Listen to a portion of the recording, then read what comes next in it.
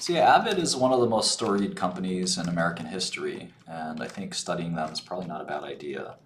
Um, they were early to the breakup of conglomerates, so if you actually add Abbott up between Abbott and AbbVie, it would be bigger than Johnson and Johnson, which is really interesting because Johnson and Johnson is generally considered the largest healthcare company in the world.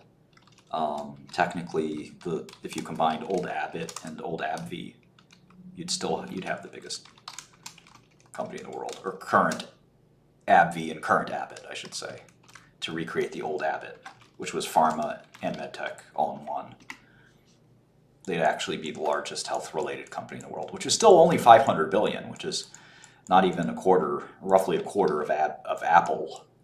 So the biggest healthcare company is not as big as the biggest tech company, or not even as big as a fourth of the biggest tech company, which tells you something. I think we're still early in healthcare, to be honest. There's more money to be made in healthcare. People's health is more important than people's technology. Although right now we assign societal value to one versus the other. Technology is very efficient, so efficiency in writ large is important. Healthcare is not very efficient. But I think, the reason healthcare becomes more expensive over time is not because there's some nefarious bad actor that someone like me, or you pick whoever you want, Heather Brush or anyone like that, the Sacklers, trying to extract more and more out of people's pockets. I think the reason is because there's demand and supply, right? Suppliers can offer whatever price they want. They still need the demand part of the curve. And the demand part of the curve has an insatiable marginal interest in their marginal unit of healthcare, right? Everyone wants to be healthier. There's nobody that says, oh yeah, well, I don't need to be healthier, it's cool. Everybody wants to be healthier. So there's a general desire for that. There's no one that says, I have enough health, I don't need more health. But you can say that for clothing or food or shelter or whatever. Nobody says, I have too much health. I'm going to give away some of my health. That's just not the way it works. So it's pretty much the only product like that, in fact. It's a marginal utility of the benefit from that marginal utility is kind of with an infinite demand and very little elasticity, especially if it's not your money. Of course, we do pay for our healthcare, and other parties pay for our healthcare, so there's some elasticity. But if it weren't for those payers, there's sort of an infinite demand, and people who are very rich, they have more or less an infinite demand. Of course, there are very rich people who aren't very healthy, but there's some friction, basically, in applying healthcare.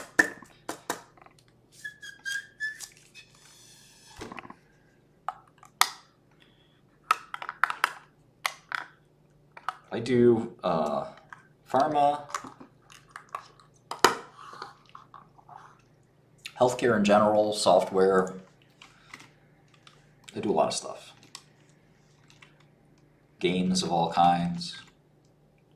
All right, to look at molecular, this is 2019 revenue for Abbott. Look at Core Lab. Core Lab did not grow despite COVID. You know what, I need 20, no, these numbers are good. Rapid Diagnostics was 2 billion. Then it went to 4 billion. Then it went to 8 billion. Then it went to 11 billion. Man, that Binax product is killing it. Meanwhile, nutritionals, pediatric nutritionals, wait a second, does this add up? I don't know, GHIJ, KLMN. Something seems off here. Maybe there was an acquisition. Oh, I see what I did here. Pediatric is international plus. So let me do the 1879 plus 2282. There we go. 2140 plus 1987. Okay, so nutritionals hasn't changed much, but if you look at rapid diagnostics, massive change. All right. Adult nutritionals, that's like Ensure, I guess, is probably the big product there. You guys drink Ensure? You don't like Ensure? Pedialyte, I think, is their other product. I drink me some Pedialyte. Don't make fun of me. Structural heart. I'm very sensitive. You make fun of me, I get upset. Turn the whole stream off. I will. I will. Electrophysiology. That's like pacemakers stuff, or is that ICDs, I guess? Rhythm, that's pacemakers. Vascular, that's like stents, I'm guessing. Stents and other tools. And then of course their very large diabetes business. So that's mostly continuous glucose monitors and is their product called Freestyle, I want to say? CGM, glucose monitors in general, and then also, what's the other side of this?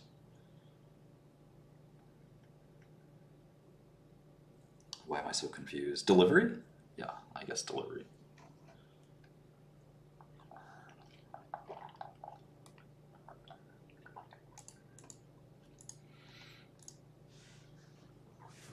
Yeah, I don't use ChatGPT too often.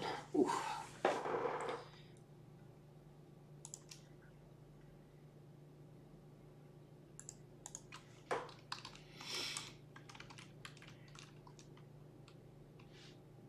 I don't have a Twitter right now. I'm hopefully going to get my old Twitter back soon. Oh, I'm so out of it today. I don't know what happened, but I woke up and I was, I don't know, it was just not good. Not good at all. Feeling a little better now, but my stomach's been acting up. I don't know. All right, let's see here. We've got the real revenue numbers, but they don't comport with these. These what? These not.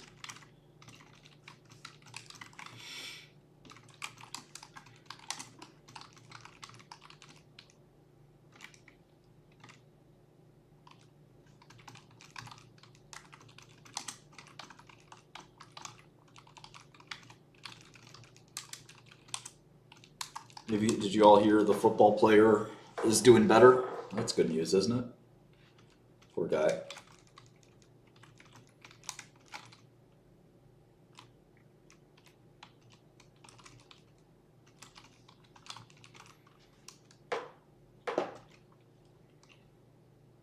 I was going to do a podcast today with some friends. Thought that would be a lot of fun, but I'm too lazy. It's going to get my friend Billy the Fridge and my other friend Quest. Quest is a Canadian socialist, communist basically. He's I think he's pretty funny. Billy is more of a comedian. He tries to be funny. Quest is sort of funny by accident, I think. And of course there's me, but I want to get one of my homies from prison to make it a little more diverse, one. And there's some funny dudes I met in prison, man.